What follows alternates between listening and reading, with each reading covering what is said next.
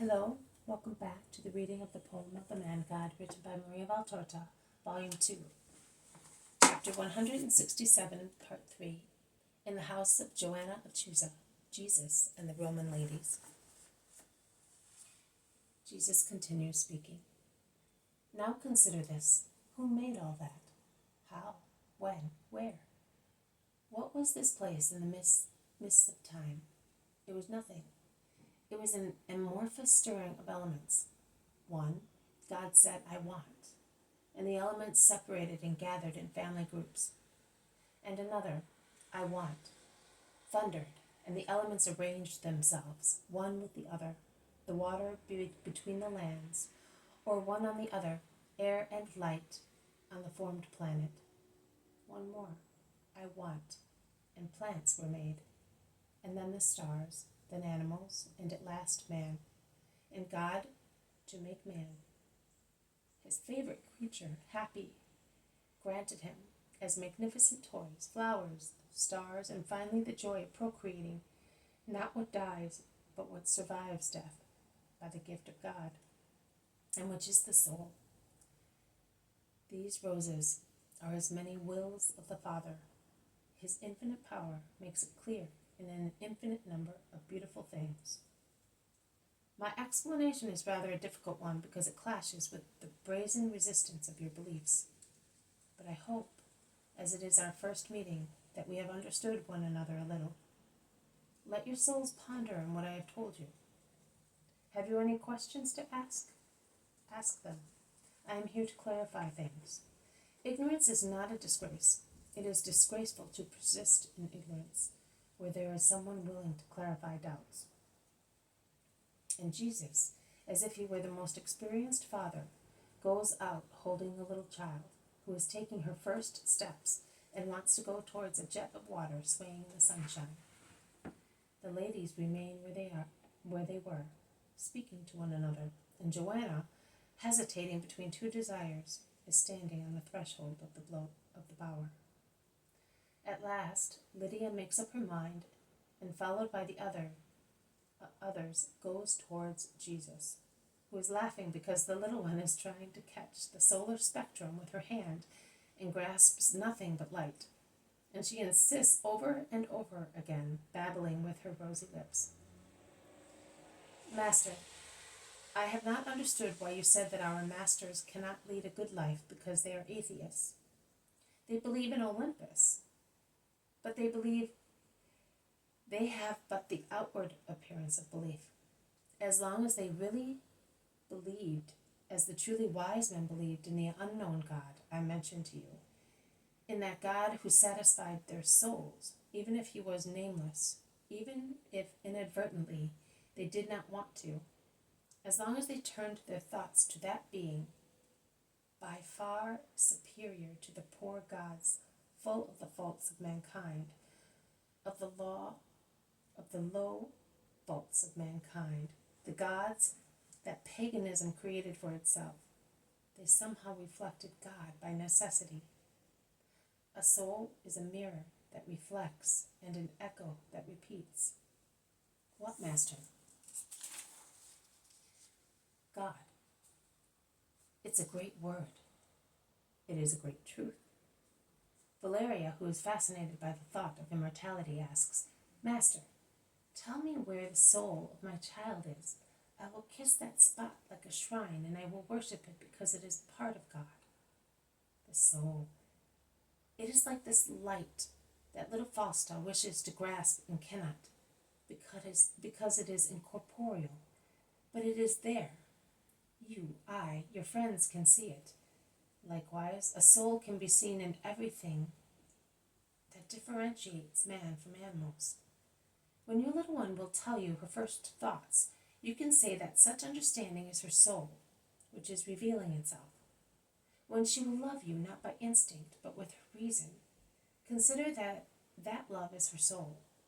When she will grow beautiful inside you, not so much in her body as in virtue, consider then that beauty is her soul.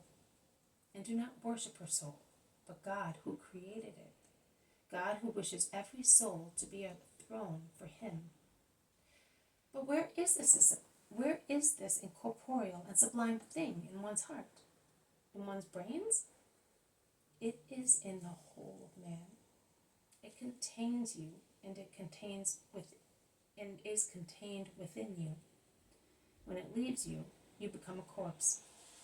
When it is killed by a crime that man commits against himself, you are damned, separated from God forever. You therefore agree that the philosopher who said that we are immortal was right, although he was a heathen? Asked Plautina. I do not agree. I will go further. I say that it is an article of faith, the immortality of the soul, that is, the immortality of the superior part of man, is the most certain and most comforting mystery to believe. It is the one that assures us of where we come from, where we go, who we are, and it removes all the bitterness of every separation. Plautina is deeply absorbed in thought. Jesus watches her and is silent. At last she asks, "And have you a soul?" Jesus replies, "Certainly. But are you or are you not God?" "I am God, I told you. But now I have taken the nature of man. And do you know why? Because only by this sacrifice of mine I was able to resolve the points which were insuperable for your reason. And after demolishing errors and freeing minds, I was able to also to free souls from a slavery which I cannot explain to you just now.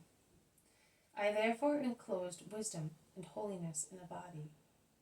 I spread wisdom like seed on the ground, and pollen to the winds. Holiness will flow, as from a precious broken amphora, onto the world in the hour of grace, and will sanctify men. Then the unknown God will become known. But you are already known. Who doubts your power and your wisdom is either wicked or a liar. I am known, but this is only daybreak. Midday will be full of the knowledge of me. What will your midday be like? A triumph? Shall I see it? Truly, it will be a triumph. And you will be present, because you loathe what you know and you crave for what you ignore. Your soul hungers. That is true. I hunger for truth. I am the truth. Then give yourself to me who am hungry. All you have to do is come to my table. My word is the bread of truth. But what will our gods say if we abandon them? Will they not avenge themselves on us? Asks fearful Lydia. Woman, have you ever seen a foggy morning? The meadows are lost in the vapor that conceals them. Then the sun shines and the vapor is dissolved, and the glistening meadows are more beautiful. The same applies to your gods. The fog of a poor human thought, which, ignoring God and needing to believe because faith is a permanent necessity for man, created Olympus, a real non-existent idle story. And thus your gods, when the sun, that is, the true God, rises, will dissolve in your hearts without being able to do any harm, because they do not exist. We shall have to listen to you again, quite a lot. We are most definitely before the unknown. Everything you say is new to us. But does it disgust you? Can you accept it? Plautina replies, sure of herself. No, it does not. I feel more proud of the little I know now, and which Caesar does not know, than I do of my name. Well then, persevere. I leave you with my peace. What? Are you not staying, my lord? Johanna is desolate. No, I am not staying. I have a lot to do. Oh, I wanted to speak to you about my trouble. Jesus, who had begun to walk after saying goodbye to the Roman ladies, turns round and says, come as far as the boat, and you will tell me what your pain is. And Johanna goes, and she says, Chuza wants to send me to Jerusalem for some time, and I am not happy about it. He is doing it because he does not want me to be confined any longer now that I am healthy. You too are creating useless fogs for yourself, says Jesus, who is stepping onto the boat. If you considered that you can thus give me hospitality or follow me more easily, you would be happy and would say, Bounty has seen to it. Oh, that is true, my lord. I had not thought about that. So you can see. Be a good wife and obey. Obedience will give you the reward of having me as your guest at next Passover, and the honor of helping me to evangelize your friends. My peace be always with you. The boat sets out, and it all ends. This has been a reading from the poem of the Man God, written by Maria Valtorta, Volume 2. Chapter 167, Part 3. In the House of Johanna of Chuza, Jesus and the Roman Ladies. Thank you for listening. I will see you tomorrow. May God bless you, and may peace be with you.